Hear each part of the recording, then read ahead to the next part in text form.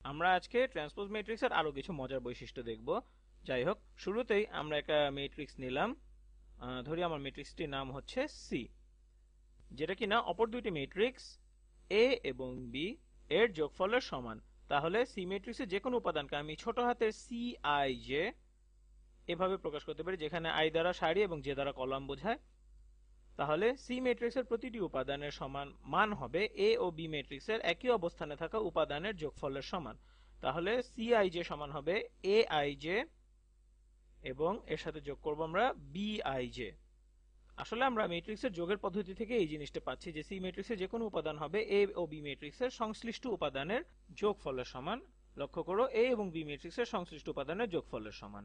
এখন আমরা দেখব এই ম্যাট্রিক্সগুলো ট্রান্সপোজ নিলে কি ঘটে। আমরা যদি ম্যাট্রিক্সগুলো ট্রান্সপোজ নিই, তাহলে ধরি আমাদের একটি ম্যাট্রিক্স, আমাদের ম্যাট্রিক্সটি ছিল এ, এবং আমরা যদি এর এই পুরো ম্যাট্রিক্সটা লিখছি না এখানে, কারণ এখানে সবগুলো উপাদান লিখতে অনেক সময় লাগবে, তাহলে আমরা এর মাঝের একটা উপাদান লিখছি এ আই জে।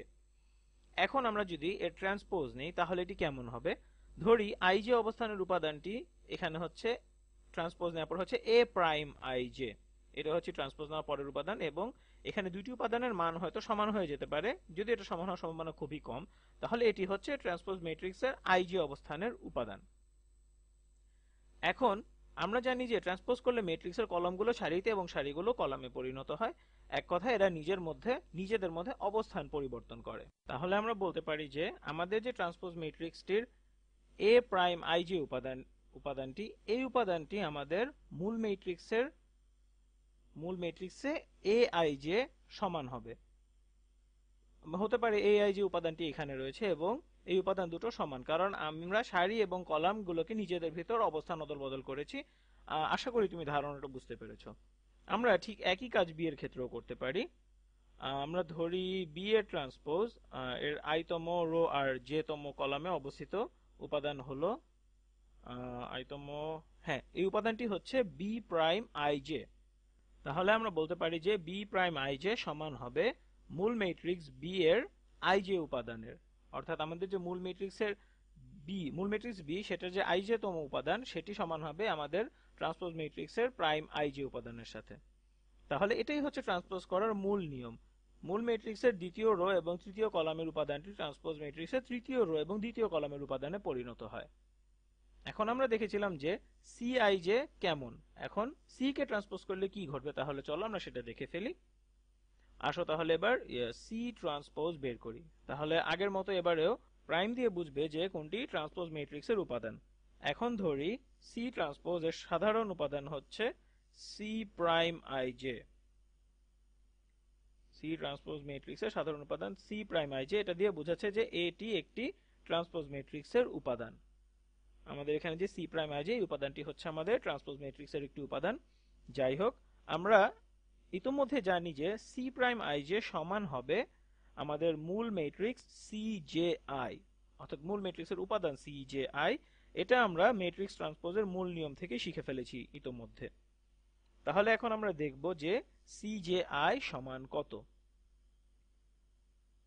আমরা দেখেছিলাম যে সি আই জে সমান এ আই জে যোগ বি আই জে, এবং আমরা আই জে এর জায়গা অদল বদল করে সি জে আই এর সমান বের করতে পারবো। তাহলে আমরা এখন লিখতে পারি সি জে আই সমান হবে এ জে আই যোগ বি জে আই। এই সমীকরণটি ব্যবহার করলে আমরা এই সমীকরণটি পেয়ে যাব। দেখো, এই দুই সমীকরণ আসলে আই এবং জে নিজেদের ভেতরে অদল বদল হয়ে গিয়েছে। এটা আসলে তেমন কিছু না, এটা আই জে আছে বলে আমি আই জে অদল বদল করেছি। এখানে এক্স ওয়াই থাকলে সেটাকেই আমি অদল বদল করতাম। যাই হোক, এখন দেখি এ জে আই আর বি জে আই এর মান কি। এই এ জে আই সমান হবে এ প্রাইম আই জে, যা এ ট্রান্সপোজের আই জে অবস্থানের উপাদান। আমরা আবার বলছি, এ প্রাইম আই জে যা এ ট্রান্সপোজের আই জে অবস্থানের উপাদান। একইভাবে বি জে আই সমান হবে বি প্রাইম আই জে, যা আমাদের বি ট্রান্সপোজ ম্যাট্রিক্সের আই জে অবস্থানের উপাদান। তাহলে আমরা কি পেলাম? আমরা দেখেছি যে a প্লাস বি সমান সি। তাহলে a প্লাস বি ট্রান্সপোজ আর সি ট্রান্সপোজ একই জিনিস হওয়ার কথা। a প্লাস বি ট্রান্সপোজ এবং সি ট্রান্সপোজ। তাহলে সি প্রাইম আই জে হলো এই ম্যাট্রিক্সের একটি উপাদান। তাহলে প্রশ্ন হলো এ প্রাইম আইজে এবং বি প্রাইম আইজে কিসের উপাদান? এরা আসলে এ ট্রান্সপোজ এবং বি ট্রান্সপোজের উপাদান। এটা আশা করি তোমরা তখনই বুঝতে পেরেছো যে এই দুটো যে এ ট্রান্সপোজ এবং বি ট্রান্সপোজের উপাদান। যাই হোক, আবার বলছি, এদের যোগফল তাহলে কি হবে? এখন তাহলে এদের যোগফল হচ্ছে সি প্রাইম আইজে, যা কিনা এ প্লাস বি ট্রান্সপোজ ম্যাট্রিক্সের একটি উপাদান। তার মানে আমরা যদি দুটো ম্যাট্রিক্স যোগ করে এদের ট্রান্সপোজ করি অথবা দুটো ম্যাট্রিক্সকে আলাদা আলাদাভাবে ট্রান্সপোজ করি তারপর তাদেরকে যোগ করি, উভয় ক্ষেত্রে আমরা আসলে একই ফলাফল পাই। এবার চলো ট্রান্সপোজ ম্যাট্রিক্সের আরেকটি ভিন্ন ধর্ম নিয়ে আলোচনা করি, এবং এটা আগের বার থেকে একটু ভিন্ন হবে। এ ইনভার্স হলো কোন ম্যাট্রিক্স এ এর ইনভার্স, মানে হলো আমরা এটি লিখছি ইনভার্স অফ এ, এটা মানে হচ্ছে এ গুণ এ ইনভার্স, যেটা সমান হবে অভেদ বা আইডেন্টিটি ম্যাট্রিক্স। কোন ম্যাট্রিক্সের ইনভার্স এটাই বোঝায়। ধরলাম এ এবং এ ইনভার্স উভয়ই হচ্ছে n বাই n ম্যাট্রিক্স। তাহলে এখানে আরেকটা বিষয়, এ ইনভার্সের সাথে যদি আমরা এ গুণ করলেও n পর্যায়েরই একটি আইডেন্টিটি ম্যাট্রিক্স পাবো। এবার আমরা এই সমীকরণগুলোর উভয় পক্ষে ট্রান্সপোজ নিব।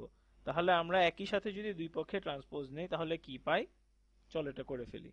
এ গুণ এ ইনভার্স এর ট্রান্সপোজ সমান হবে আইডেন্টিটি ম্যাট্রিক্সের ট্রান্সপোজ।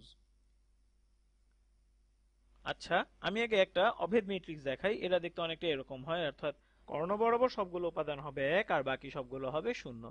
আমরা এগুলো অনেক দেখেছি আগে, আইডেন্টিটি ম্যাট্রিক্স এরকম। যাই হোক, তাহলে এখানে আমরা দেখতে পাচ্ছি i11, এটা হচ্ছে i22 থেকে শুরু করে inn পর্যন্ত, এবং বাকি উপাদানগুলো 0। তাহলে দেখো, ট্রান্সপোজ করলে এইসব শূন্যগুলো নিজেদের ভেতর জায়গা অদল বদল করবে, কিন্তু কর্ণ বরাবর উপাদানগুলো কিন্তু নিজ জায়গাতেই থেকে যাচ্ছে। তাহলে আমরা বুঝতে পারছি যে ট্রান্সপোজ আইডেন্টিটি ম্যাট্রিক্সে ট্রান্সপোজ করলে সেটা আইডেন্টিটি ম্যাট্রিক্সই থাকে।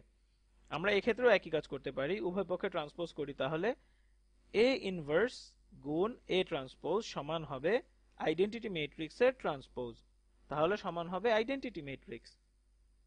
এখন তাহলে আমরা জানি যে দুটো ম্যাট্রিক্সের গুণফলের ট্রান্সপোজ ম্যাট্রিক্স দুটোকে আলাদা আলাদাভাবে ট্রান্সপোজ করে বিপরীত ক্রমে পাওয়া গুণফলের সমান। তাহলে আমরা এই রাশিটাকে এভাবে লিখতে পারি, এ ইনভার্স ট্রান্সপোজ গুণ এ ট্রান্সপোজ সমান আইডেন্টিটি ম্যাট্রিক্স। একইভাবে এখান থেকে আমরা পাই এ ট্রান্সপোজ গুণ এ ইনভার্স ট্রান্সপোজ সমান হচ্ছে, লিখে নিচ্ছি, এটা সমান হচ্ছে আইডেন্টিটি ম্যাট্রিক্স। এখন একটা মজার বিষয় লক্ষ্য করো তোমরা, আমরা এখানে ইনভার্স ম্যাট্রিক্সের সংজ্ঞা থেকে পাই এ ট্রান্সপোজের সাথে যদি আমরা এ ট্রান্সপোজের ইনভার্সকে গুণ করি তাহলে আমাদের আইডেন্টিটি ম্যাট্রিক্স পাওয়ার কথা। কিন্তু দ্বিতীয় সমীকরণটার ক্ষেত্রেও, কিন্তু নয় আসলে, দ্বিতীয় সমীকরণের ক্ষেত্রেও একই কথা প্রযোজ্য, অর্থাৎ আমরা এই দুটো সমীকরণ থেকে পাই এ ইনভার্স ট্রান্সপোজ আসলে এ ট্রান্সপোজের ইনভার্স। আমি আবার বলছি, এ ইনভার্সের ট্রান্সপোজ আসলে এ ট্রান্সপোজের ইনভার্স। তাহলে আমরা লিখতে পারি এ ট্রান্সপোজ বা এ ট্রান্সপোজের ইনভার্স সমান হবে এ ইনভার্সের ট্রান্সপোজ। এ ইনভার্সের ট্রান্সপোজ। তাহলে আমরা ট্রান্সপোজ ম্যাট্রিক্সের আরেকটা গুরুত্বপূর্ণ ধর্ম দেখলাম, যে কোনো ম্যাট্রিক্সের ট্রান্সপোজের ইনভার্স এবং সেই ম্যাট্রিক্সের ইনভার্সের ট্রান্সপোজ আসলে একই রাশি। আশা করি এই ভিডিওটি থেকে তোমরা উপকার পাবে।